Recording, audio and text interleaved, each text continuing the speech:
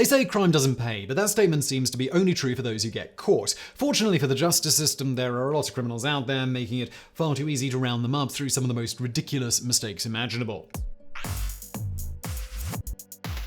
Number 10. The door pusher. Who among us hasn't had the embarrassing experience of walking up to the entrance of a building and pushing the door open only to discover it's a pull? You take a moment to look around and see if anyone noticed your foible, then you pull the door open and leave. That's how things worked out for James Allen. Allen was attempting to rob a store when a series of almost bafflingly stupid decisions and accidents ensured his prompt arrest. Allen, who already tried to rob the same store a week and a half earlier, ended up tripping over a display of drinks, accidentally pulling off his disguise and then getting stuck behind the door.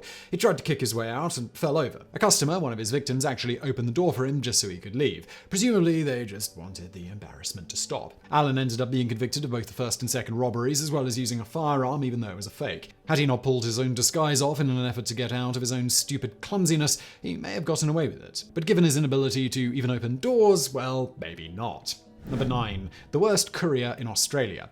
If you're a drug dealer, there are certain things that you need to do to maintain your criminal secrecy. Chief among those is avoiding the police at all costs. And if you're driving a van loaded with 500 pounds of crystal meth, you should do your best not to crash into a police car. Simon, too, somehow managed to plow into 2 parked police cars back in 2019 with a load of meth on board his vehicle. In a panic, he drove away, and in a surprise to absolutely no one, the police later tracked him down. The criminal had no explanation for how he got the drugs, and his lawyer argued that he was basically an idiot tasked with driving a vehicle, and he was just too dumb to even do that properly. The word shambolic was officially used in court. According to the official report, Tu had been driving past the police station when he fell asleep at the wheel. He crashed into 2 separate parked police cruisers and then continued on his way. The most ridiculous part of his entire circus of poor decisions was that it took the police an hour to find him. That means one of 2 things happened. He either kept 500 pounds of meth in his car for an hour after hitting 2 cops, or he went and picked up the meth after hitting 2 cops. Either way, he had an hour in which to not have the car full of meth, and he didn't take advantage of that fact. Number 8. The Cameraman. Few things are creepier than discovering a hidden camera where one has no business being. And of all the places to hide one, a public restroom is just off-putting in the extreme. So when a passenger on United Airlines went to the washroom on her flight, she was likely very concerned when she noticed a blue flashing light. The light was located around the cabinet in the washroom. When the passenger looked more closely, she saw it was a camera. Using a paper towel, she pulled it out and gave it to the flight crew. The flight crew gave it to airport security when they landed. Now, theoretically, this should be the end of the story. The camera was confiscated and some bathroom perv was denied his invasive trophy. But the story didn't end there. As part of their due diligence, security watched the footage on the camera. It showed the man who hid the camera actually installing it and recording himself in the process. They even found partially deleted footage on the camera indicating that he had done the same on different flights in the past. He ended up being charged with video voyeurism.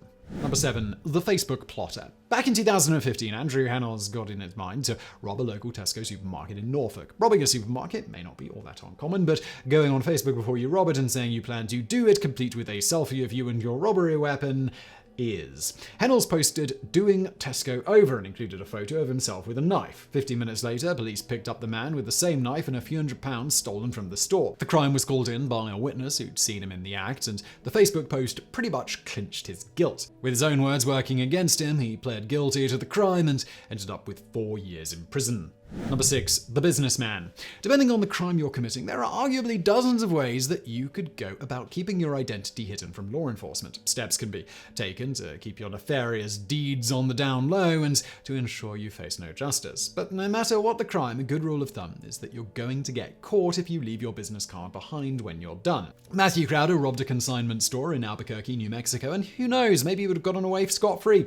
The problem was the man had earlier given the clerk at the store his business card after trying to pick her up to go on a date. Crowder went on to engage in the downfall of too many other criminals by boasting about what he'd stolen on Facebook, sealing the deal that yes, he was the guy who did it, and he had no reasonable defense. He was already on the hook for similar crimes at 3 other locations as well and had warrants outstanding. Thanks to him leaving his card behind, cops were able to pick him up on all 4 warrants.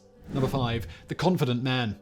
By now it's clear that too many criminals are willing to sound off on Facebook and get themselves caught as a result. But Anthony Lescavage took things to another level of stupid when he got too confident with his online presence. Lescavage was wanted by police in Freeland, Pennsylvania for aggravated assault and other charges. The local police posted on their own Facebook page that they were looking for him. Anthony went ahead and shared his status on his very own Facebook page in a bit of smug foolishness. Since the cops are able to see who's sharing their status, they saw that Lescavage himself had shared it. Moments later, Lescavage got a message from an attractive stranger on Facebook asking if he'd like to meet for a drink. He turned the mystery woman down, but only for a drink. He then agreed to hook up with her to share a cigarette. Obviously, there was no mystery lady, and Lescavage was immediately arrested when he showed up to meet the strange woman. To add insult to injury, the police made fun of him on Facebook for getting himself arrested in 45 minutes.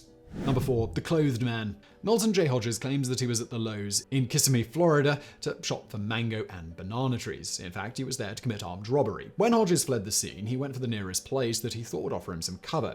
When he hopped a nearby wall, he found himself in the Cypress Cove nudist resort. Still hoping to flee police, Hodges pulled a knife on some of the nudists and stole a golf cart to get away. And maybe his plan would have worked if not for one small but significant mistake that he made in his getaway attempt. When cops showed up, Hodges was remarkably easy to spot because he was wearing clothes and the rest of the people at the resort were not. Number 3. The Helpful Friend. Committing a crime in front of the police always seems like a bad idea. Kevin Dirk's crime was definitely of the unexpected sort and qualifies as one of the dumbest mistakes any criminal may have ever committed. Dirk hadn't actually committed any crime to put him in contact with the police. In fact, he was at the police station to bail out a friend who was there, stemming from charges related to a car crash, so far so good. When Dirk reached into his pocket to pull out the bail money, he also dropped the meth that he was carrying on the counter, where everyone could see it. Dirk tried to pull a fast one on the cops and insisted that it was just a bag of salt that he was carrying around. Cops weren't buying it, and Dirk ended up in prison alongside his friend. Number 2. The Illegal Driver. Jake Kevin Watts already had a criminal history when he completely dropped the ball and made everything 10 times worse for himself. He had to report to the local police station as a condition of his bail for a past crime, so he drove to the station to meet those conditions. The problem is that Watts had already lost his driver's license and wasn't allowed to be behind the wheel of a car. Right away, it sounds like Watts made a dumb mistake, but it gets so much worse. At some point after arriving, he must have realized he'd screwed up, so before entering the police station, he threw his car keys into a bush.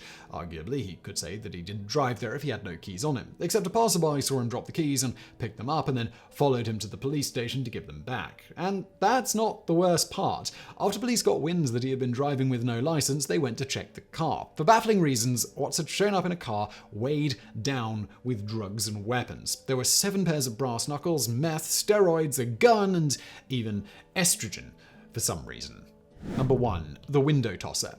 Many of us have seen a film in which the police engage in a high-speed car chase with a criminal. It's pretty much a cliche at this point, but what's a criminal to do in that situation when they know they're caught and have a massive quantity of cocaine on board? Cops from Devon and Cornwall were pursuing a suspect who had a whopping $30,000 worth of cocaine in the van that he was driving. His quick-thinking plan to save himself from drug charges was to toss the drugs out of the window of the moving vehicle. The one mistake that this particular criminal made was not actually opening the window before tossing out the sacks of drugs. The result of that was the bag of cocaine busting open on the window and falling into the back of the vehicle. When police finally did pull him over, there was a fine dusting of cocaine in the inside of the van. So I really hope you enjoyed this video. If you do enjoy crime-related content like this, please do check out my new true crime podcast, The Casual Criminalist. 2 episodes, true crime stories every week, but with a more casual feel than some of the other podcasts you might have listened to before. You can find it here on YouTube or on Apple Podcasts, Spotify, or wherever you get your shows. And thanks for listening.